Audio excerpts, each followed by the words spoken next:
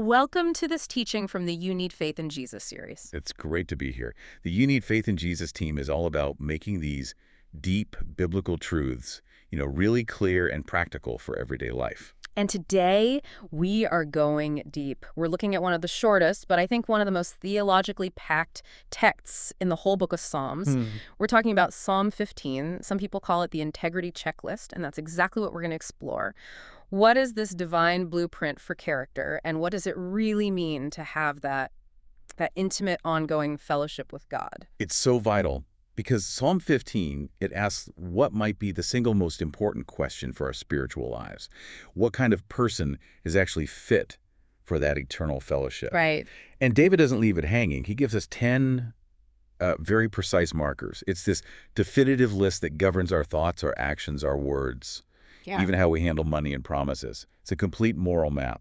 It really is. And you think, this is an ancient text from King David, but it speaks so directly to the ethical situations we face every single day. So we're going to take our time with this. We'll go verse by verse using the King James Version and try to apply it to modern life with some biblical examples just to make sure we feel the full weight of it. Yeah, this is meant to be a challenging discussion. It's supposed to make you think about what holiness really requires.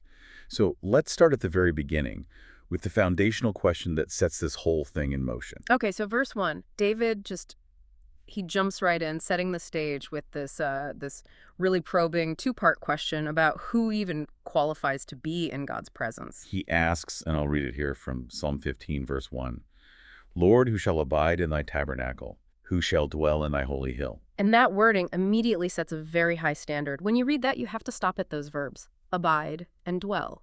What's the distinction he's making there? That is the absolute critical starting point. This question is not about who gets to visit God, who occasionally pops into the tabernacle for a quick prayer or an offering. It's about the quality of the relationship. Abide and dwell. They imply a permanence, an intimacy, a security. It's a sustained fellowship. The question is, who is qualified to not just enter God's space, but to remain there? To live there, secure in his presence. That's a huge shift, isn't it? From just a transient visit to a permanent dwelling. It changes everything. The focus isn't on a single moment or one good deed, but the whole direction of a person's life. Absolutely. And think about the places he mentions. The tabernacle, which was the tent of meeting where God's presence literally was, and the holy hill, which is Mount Zion, Jerusalem. It symbolizes God's dwelling place, his eternal kingdom. So it's all pointing toward this place of God's most special, most intimate presence. Exactly. It's a question about spiritual closeness. Yeah. What is the character required for eternal citizenship in God's kingdom? And that question, who can come close to a holy God? I mean, that feels just as relevant today, maybe more so. Because the question itself implies that a casual, sort of compromised life it's incompatible with real closeness to him. It is, and it's a huge challenge to just going through the motions of religion. David actually brings this up elsewhere, so it wasn't just a passing thought for him. Yeah. If you look at Psalm 24, chapter 3, he has a very similar question. Oh, right. It says, who shall ascend into the hill of the Lord, or who shall stand in his holy place? He knew that access to God's presence, which is symbolized by these holy places, is completely tied to the character of the person coming near. God is holy, and he demands a life that reflects that holiness. Okay, so here's the big theological question we have to tackle right away. We can't just skip past this. If this psalm is a checklist for dwelling with God, how do we square that with the New Testament truth? That salvation, that our access to God is purely by grace through faith. It sounds like we're being handed a ladder to climb. And that is the pivotal flag we have to wave right now. The truth is, on our own, nobody can meet this standard.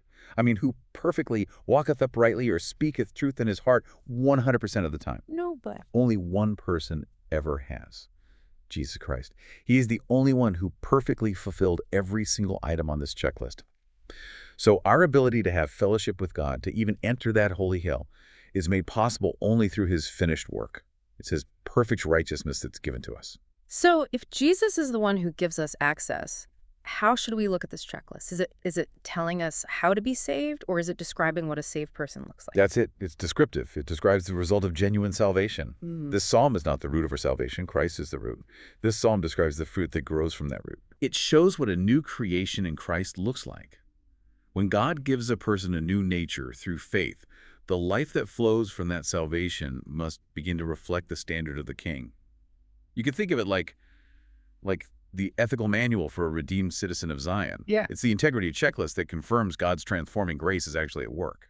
So it's the evidence, not the cause. Precisely. The question is answered by describing the kind of character God creates in the people he calls to himself.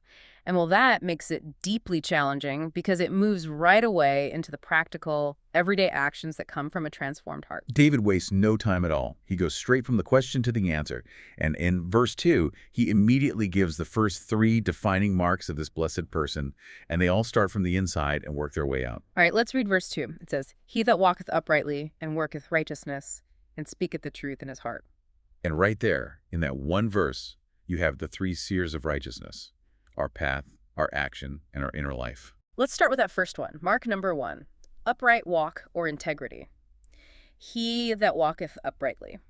That phrase, it just sounds like a concept of wholeness, doesn't it? It is. The Hebrew word that's often used for integrity, tamim, it implies a sort of completeness or moral wholeness. To walk uprightly means that the entire direction, the whole trajectory of a person's life, is morally straight and whole. So it's about consistency. Yes. This person doesn't have a public face and a private face. Their whole path is aimed at God's standards. So it's not just about being honest in one specific situation. It's about having that wholeness woven into the fabric of your daily life. Exactly. It's the absence of duplicity. They're not trying to walk on 2 different paths at the same time. Mm-hmm. And this integrity, well, it leads very naturally into the second mark, working righteousness. And worketh righteousness. That suggests that holiness is not a passive thing. And this is a crucial distinction David is making here. It goes so far beyond just, avoiding sin or checking off a list of don't lie, don't steal. Righteousness here is presented as a verb. Right. It requires active labor. It requires engagement. The godly person is actively doing what is right in God's eyes. This means producing tangible acts of justice and mercy and compassion. So it's not enough to just not cheat your neighbor. You have to actively ensure their welfare and treat them fairly. Precisely. If we're called to work righteousness, it means we're supposed to be seeking out opportunities to do good, to correct injustice where we see it, and to serve the vulnerable, just as God himself is righteous and active in the world. It takes moral effort. But both of those things, the upright walk and the active work, they have to come from a place that's true, that's authentic. And that brings us to the third mark, truth in the heart. And here David goes to the absolute deepest foundation. The person speaketh the truth in his heart. I mean, that is profound. It means their honesty starts internally. From the inside out. From the inside out. Yeah. There's no internal deceit, no hidden malice, no self-justification that contradicts what you see on the outside. So if someone is struggling with being inconsistent in their actions, this verse would suggest the real problem isn't the action itself, but a lack of truth alignment deep down in the heart. It's the engine. It really is. If the heart is deceitful, the walk will always eventually fail. For the believer, this means we have to make sure that our motives, the things we rarely show to anyone else, are aligned with truth. We can go through all the motions of working righteousness, but if our heart is harboring pride or envy while we do it, we fail this mark. It's the difference between true integrity and simple hypocrisy. You know, that standard reminds me so much of the criticisms Jesus had for the religious leaders of his day, the Pharisees. A perfect parallel. They were so meticulous about the external walk, about the appearance of working righteousness, but he condemned them for what was hidden in their hearts. He called them whitewashed tombs, didn't he? In Matthew 23, chapter 27. They looked beautiful and upright on the outside, fulfilling all the physical requirements of the law. But on the inside, they were full of corruption and falsehood. Psalm 15 demands internal authenticity. It requires that transformed heart, the one given by Christ, to be the source of every outward action. This foundation of inner honesty is really what makes all the other ethical requirements even possible. Okay, so once that internal integrity is established, David immediately moves to the most immediate outward sign of our character, our words and our relationships. The tongue is clearly the proving ground. It really is. Verse 3 is completely dedicated to the power of our words and our responsibilities to our neighbors. Let's read the full verse. It says, "He that backbiteth not with his tongue, nor doeth evil to his neighbor, nor taketh up a reproach against his neighbor." So much in there. Yeah, so Mark 4 is no backbiting. He that backbiteth not with his tongue. The term sounds so archaic, but the practice is as modern as it gets. Backbiting is just malicious gossip. It's slander, but it's done in secret. behind the person's back. The godly person actively refuses to engage in this kind of calculated use of words that are designed to tear down someone's reputation when they're not even there to defend themselves. In the ancient world, destroying someone's name was often more devastating than losing all your money. Your reputation was everything. And in our world, backbiting has moved from the village, well, straight to the internet, hasn't it? How does this translate in a digital world? Oh, the application is massive. Backbiting now includes anonymous comments online, sharing unverified rumors on social media, participating in those online pile-ons, or even just forwarding a malicious email or a text. The integrity required here means treating your neighbor's online reputation with the same gravity you would if you were face-to-face. If you wouldn't say it to their face, the person who wants to dwell on the holy hill must not say it at all. And that brings us to the next 2 points, which are really about active protection. We have Mark 5, no evil to neighbor, and Mark 6, refusing reproach. Well, Mark 5 is pretty simple and all-encompassing. The godly person does no harm to their neighbor. Not physical, not emotional, not professional, and not digital harm. Okay. But Mark 6. This might be the most challenging standard here for relational purity. They do not take up a reproach against his neighbor. This means they're not just innocent of starting the gossip. They refuse to fan the flames or even provide the kindling for it. So not backbiting is Mark 4, but Mark 6 means you actually have to shut it down when you hear it. You refuse to be an audience for slander. Exactly that. They actively protect their neighbor's reputation by refusing to listen to or spread damaging, unverified reports. This is absolutely critical for maintaining the integrity of any community. Once a malicious rumor enters your ear, you become a participant in that injustice unless you actively reject it. That makes me think of the tragic story of Doeg the Edomite in 1 Samuel chapter 22. Doeg, just out of pure malice, he took up a reproach against the priests of Nob. He twisted David's interaction with them to make it sound like treason, and it led to the slaughter of 85 priests and all their families. That is the devastating power of taking up a reproach. That is a chilling example of the destructive potential of words. And David, the author of this psalm, he knew the pain of having his own reputation attacked. He understood the responsibility of a righteous person to shield others. If we want to dwell with God, who is merciful and protective of his people, then our speech must mirror that same divine character. It just sets the bar incredibly high. It means we have to actively police our own conversations, both online and offline, to make sure our words are giving life, not destroying reputations. That's the standard. Okay, so now David moves from our daily interactions to our core convictions. Who we admire and how seriously we take our commitments. This is really about defining our moral North Star, isn't it? Yeah, this section reveals what the godly person values and, maybe just as importantly, what they dismiss. Let's look at the first part of verse 4. It says, "In whose eyes a vile person is contemned, but he honoreth them that fear the Lord." Mark 7, righteous contempt. A vile person is contemned. Now, contemned means despised or looked down upon. That feels complicated in a Christian context where we're also called to love the unrighteous. How do we square that? And that's the nuance we really have to wrestle with here. The vile person. In Hebrew, it often refers to someone who is morally corrupt or who is actively rejecting God's authority. This person is despised not because of their social status or their wealth, but because of their character and their rejection of God. So it's not hatred of the person. No, it's a righteous internal rejection of wickedness itself. The godly person does not admire or celebrate or elevate moral corruption, even if that corruption is cloaked in wealth or power. So we're talking about an alignment of values. Our sense of admiration has to reflect God's holiness. Precisely. If we see sin in the world, we have to view it with the same moral seriousness that God does. And that stands in sharp contrast to the next part, Mark 8, honoring the godly. Right, but he honoreth them that fear the Lord. So in direct contrast, they give genuine honor and respect to those who fear the Lord. Their admiration is reserved for godly character and humility, which are things often dismissed by the world. This is a profound challenge to our modern culture, which tends to elevate celebrity or controversy or financial success above all else. It forces you to take a hard look at your heroes, your influencers. Are we celebrating the person who models arrogance and self-interest, or the person who demonstrates reverence for God and genuine humility? It's a values check. The person who wants to dwell with God makes a deliberate choice to prioritize eternal, transformative character over temporary, fleeting success or fame.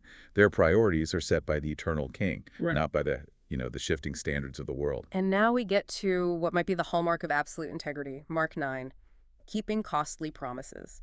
The rest of verse 4 is so demanding. It is. It says, "He that sweareth to his own hurt and changeth not." This mark cuts right to the core of a person's reliability. Their word is their bond. They make a vow, an oath, or even just a casual promise, and they stick to it. Even if fulfilling that commitment causes them personal loss or significant inconvenience or even suffering. Can you give us an example of what swearing to his own hurt might have looked like in an ancient context? Sure. Imagine a farmer who makes a contract to sell his grain at a set price. Then a famine hits, and the market price for grain just skyrockets. If he fulfills that original contract, he loses a massive potential profit. It hurts him financially. Right. The ungodly person would try to find a loophole or just break the contract. But the person described in Psalm 15 fulfills the commitment because their word is more valuable than their comfort or their profit. And that level of faithfulness, it mirrors God's own covenant character, doesn't it? He always keeps his promises, no matter the cost to himself, which ultimately led to the sacrifice of his son. It does. The Old Testament was incredibly strict about vows. You see it in Numbers 30, chapter 2, where it forbids breaking an oath. True integrity isn't tested when the commitment is easy. It's tested when fulfilling it requires a personal sacrifice you didn't see coming. If your word is only good when it's convenient, you lack that unshakable character required for constant communion with the God of perfect faithfulness. This one mark, all by itself, is enough to expose the lack of integrity in so much of our modern life, in contracts and relationships. Wow. It completely transforms what we mean by trustworthiness. It's not about capability. It's about your willingness to sacrifice. Exactly. Okay, so finally, David brings this whole checklist into the marketplace and the courthouse. He's proving that faith can't just be a private thing. It has to dictate our business practices and our ethical conduct, even in those areas we tend to think of as secular. That's right. And verse 5 gives us the final components of this life of integrity. It says, "He that putteth not out his money to usury, nor taketh reward against the innocent, he that doeth these things shall never be moved." So let's start with Mark 10a, rejecting usury. He that putteth not out his money to usury. In the King James, usury means charging interest. But it's more specific than that, isn't it? Yeah, the historical context here is crucial. In ancient Israel, the law against usury, or charging interest, was specifically aimed at lending to poor fellow Israelites. The law was very explicit. In Exodus 22, chapter 25, it says, "If thou lend money to any of my people that is poor by thee, thou shalt not be to him as an usurer, neither shalt thou lay upon him usury." So the law wasn't designed to shut down all banking or prohibit all interest, but specifically to stop people from exploiting the vulnerable within their own community. Exactly. When a poor farmer needed a loan, it wasn't for, business expansion.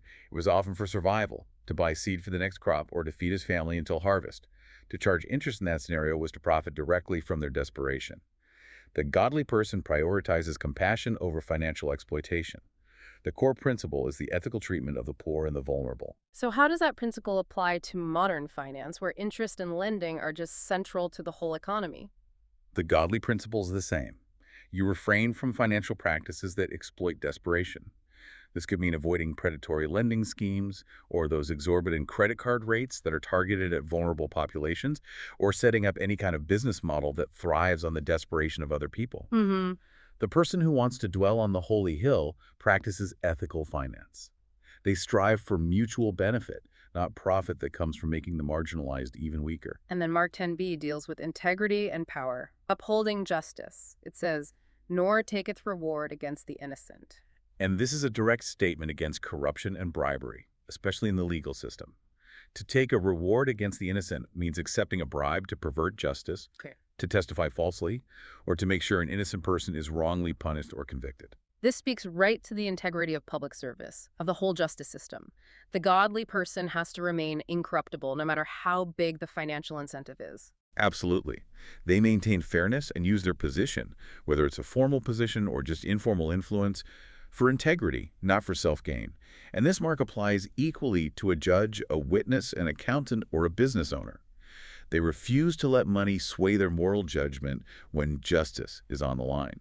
The combination of rejecting exploitation through usury and rejecting corruption through bribes. It demonstrates that the person who abides with God applies absolute ethical purity in the two most pressurized areas of human life, money, and power. So we've gone through it all. We've detailed these 10 markers of a life transformed by grace, a life fit for intimate fellowship with God. Integrity in our aggression, our actions, our thoughts, our speech, our vows, our finances. Rejecting worldliness and corruption. It is a demanding and comprehensive standard. But David doesn't leave us there. He closes the psalm with the ultimate promise, defining the reward for living this kind of transformed life. So what is that ultimate reward or promise to this person of integrity? David writes right at the end of verse 5, "He that doeth these things shall never be moved." Shall never be moved. That phrase, it speaks to something much more than just physical safety or, getting a good parking spot. What's the scope of this stability? It's talking about a deep spiritual stability, an unshakable security that transcends all the chaos of the world. This person is built on a foundation so firm that trials, temptations, political instability, financial downturns, none of it can dislodge them. Their roots are deep in God's character and His truth. It connects so perfectly to the imagery you see in other wisdom literature, like at the very beginning of the book of Psalms. It does. It echoes Psalm 1, chapter 3, which describes the righteous person as being like a tree planted by the rivers of water that bringeth forth his fruit in his season. His leaf also shall not wither. Right. While the world around them is described as chaff blowing in the wind, this person is rooted, resilient, and stable. Even when the foundations of society seem to be destroyed, like it says in Psalm 11, the person of integrity stands firm because their security is in God alone. So stability is the divine promise that results from a life of surrendered integrity. But, and we have to keep coming back to this stability is secured by Christ. It's not earned from the checklist. Precisely. This psalm is the mirror that shows the effect of God's grace in a life. If we see instability in our own lives, a readiness to compromise our word, to listen to gossip, to be swayed by worldly admiration, this psalm points us to exactly where we need to submit to Christ's transforming power. The promise of never being moved is the glorious evidence that we are, in fact, abiding with the ultimate source of stability, the King of the Holy Hill. It completely reframes what we think of as success. Success isn't accumulation of stuff. Success is the spiritual stability you find in a life of profound, uncompromising integrity. That stability is the mark of true fellowship. That's it. The path to security is the path of faithfulness. Keeping your word even when it hurts, refusing the bribe when it benefits you, and speaking truth from a pure heart. Wow. This has been a powerful examination of the character required for continuous fellowship. It really transforms our understanding of what holiness looks like in the most practical parts of life. And the You Need Faith in Jesus team really encourages you to reflect on this psalm, not as some daunting set of rules to earn your way to God, but as the clearest picture of the ethical life that's expected of those who've been called into the light. If you desire that unshakable security, then attend to the condition of your heart and your speech and your integrity this week. And as a final thought to leave you with, if true spiritual stability, that promise of never being moved, is tied to keeping our promises even when they cause us pain, what painful or difficult vow might God be calling you to finally fulfill this week? That's the challenge of integrity that this psalm leaves us with. Thank you for joining us for this essential teaching on the Integrity Checklist. To solidify your understanding of this lesson, be sure to use the flashcards to review key terms and then take the quiz. Passing the quiz will mark this lesson as complete. Until next time.